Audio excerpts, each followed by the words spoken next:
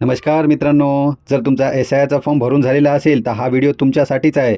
आणि जर का तुमचा फॉर्म भरून झालेला नाही आहे तरी तुम्हाला हा व्हिडिओ उपयुक्त ठरणार आहे. कारण आजच्या व्हिडिओमध्ये आपण आज पाहणार आहोत की नोटीस कोणाला येणार आहे, कोणाला येणार नाही याबद्दल मी अधिकृत माहिती तुम्हाला सांगणार आहे. त्यानंतर आपल्याला पाहायचं आहे कोणाला कागदपत्रे जमा करावी लागणार आहे आणि कोणाला नाही. नोटीसपासून वाचण्यासाठी या उर्वरित 8 दिवसामध्ये आपण काय करू शकतो आणि विशेष म्हणजे आपल्याशी संबंधित ज्या काही ॲनोमली आलेल्या आहेत त्याला आपण सहज सोप्या पद्धतीने कशाप्रकारे काढू शकतो आणि भविष्यात नोटीस आणि सुनावणीच्या प्रक्रियेपासून कशाप्रकारे वाचू शकतो हे सुद्धा आपण याच्यामध्ये पाहणार आहोत.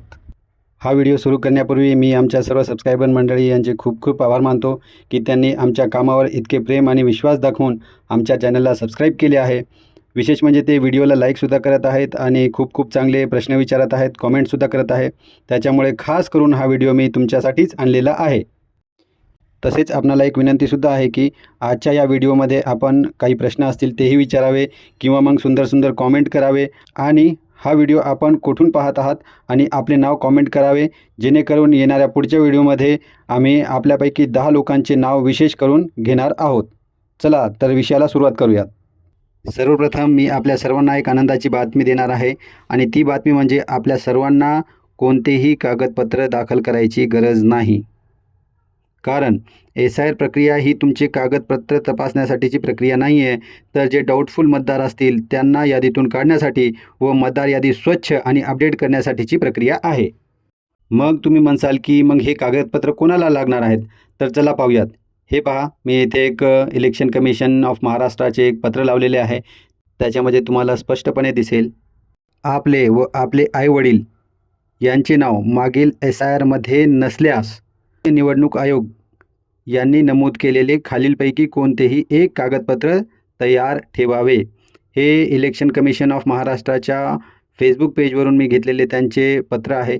याच्यामध्ये आपण पाहू शकता की फक्त अशाच लोकांना आपले कागदपत्र तयार ठेवायचे आहेत की ज्यांचे नाव आणि त्यांच्या आईवडिलाचे नाव मागील एस-आयमध्ये नाही. अशाच लोकांना फक्त कागदपत्र लागणार आहेत. ही गोष्ट इथे क्लिअर होऊन जाते. तर मग पहा किती आनंदाची बातमी आहे, कारण आपल्यापैकी जवळपास 80% लोकांचे स्वतःचे नाव मागच्या एस-आय लिस्टमध्ये आहे किंवा मग त्यांच्या आईवडिलाचे नाव तरी मागच्या एस-आयच्या लिस्टमध्ये आहे.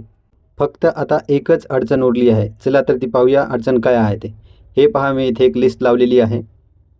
यामध्ये पहिल्या कॉलममध्ये तपशील लिहिलेला आहे, दुसऱ्या कॉलममध्ये आपलं ड्राफ्ट वोटर लिस्टमध्ये नाव येईल का हे लिहिलेलं आहे आणि तिसऱ्या कॉलममध्ये आपल्याला सुनावणीची आवश्यकता आहे का असं लिहिलेलं आहे.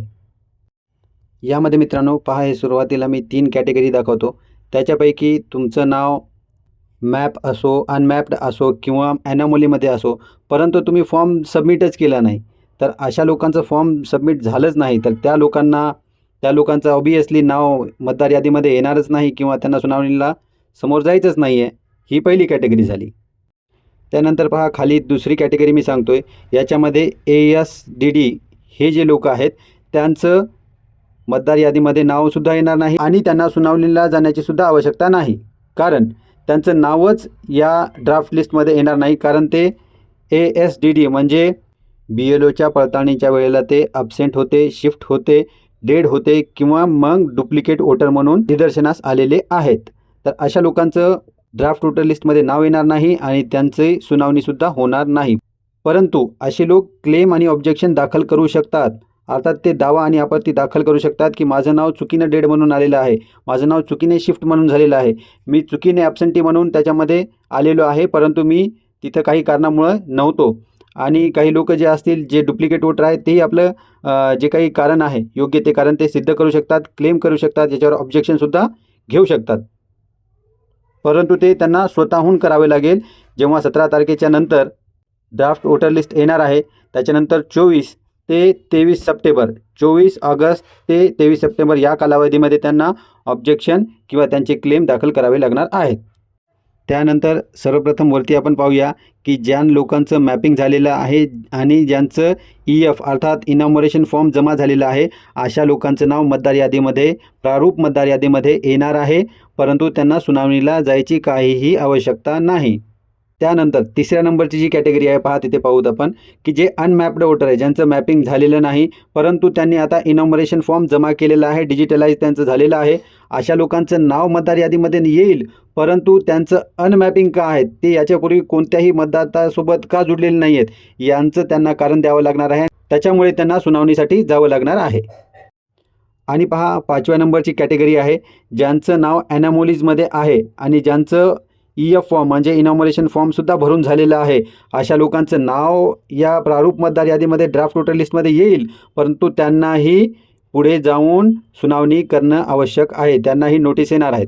पहा याचा अर्थ फक्त 2च कॅटेगरी आहेत, ज्या लोकांचं मॅपिंग झालेलं नाही आणि ज्या लोकांच्या नावामध्ये ॲनॉमलीज आहेत, म्हणजे त्रुटी आहेत, काहीतरी विसंगती आहे, अशा लोकांनाच सुनावणीसाठी जावं लागणार आहे. बाकी कोणत्याही लोकांना जावं लागणार नाही.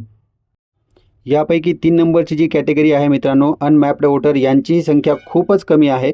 परंतु जो 5 नंबरचा आहे, ज्यांच्या नावामध्ये ॲनॉमली आहे, ज्यांनी फॉर्मसुद्धा भरला आहे, अशा लोकांची संख्या भरपूर जास्त आहे. कारण भरपूर लोकांच्या नावामध्ये ॲनॉमलीज आलेल्या आहेत, परंतु बऱ्याचशा लोकांना आपल्या नावामध्ये ॲनॉमली आहे का नाही हेच माहीत नाही आहे. त्याच्यासाठी आजचा हा महत्त्वपूर्ण व्हिडिओ आहे. चला तर या विषयावर पुढे सविस्तर पाहूयात. तर मित्रांनो, हा व्हिडिओ फार मोठा होत आहे, त्याच्यामुळे आपण याला वेगवेगळ्या पार्टमध्ये डिवाईड केलेला आहे. पुढच्या पार्टमध्ये आपण ॲनॉमलीबद्दल पूर्णतः डिटेलमध्ये पाहणार आहोत. तर पुढच्या पार्टसाठी नक्की चॅनलला सबस्क्राईब करून ठेवा. पुढचा जो पार्ट आहे तो मी नव्याने यासोबतच अपलोड केलेला आहे, तोही पाहून घ्यावा. चला तर मी ॲडव्होकेट रहीम शेख, भेटूया पुढच्या भागामध्ये. जय हिंद, जय महाराष्ट्र.